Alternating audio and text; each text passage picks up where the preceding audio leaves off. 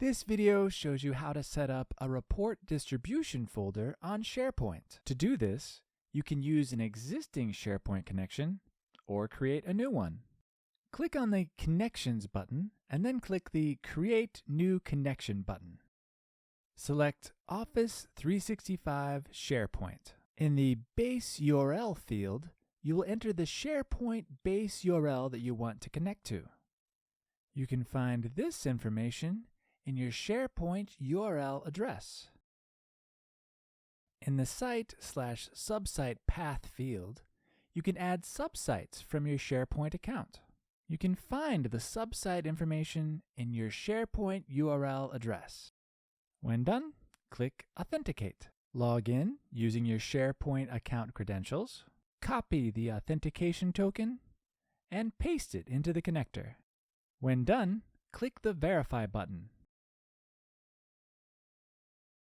Now click the Create button to create the connection.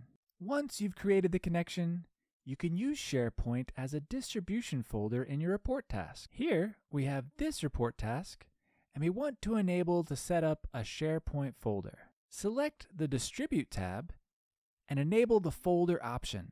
In the Connection dropdown, select the SharePoint connection that you want to use. In the Folder path, you can insert the folder where you want to store the reports. In this example, we're going to create a folder named Reports inside the Documents folder in SharePoint.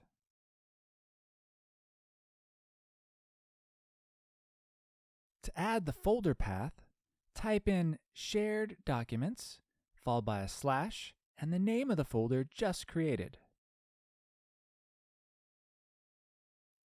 When done, we save the changes made in the report task and click Send Now to send the reports.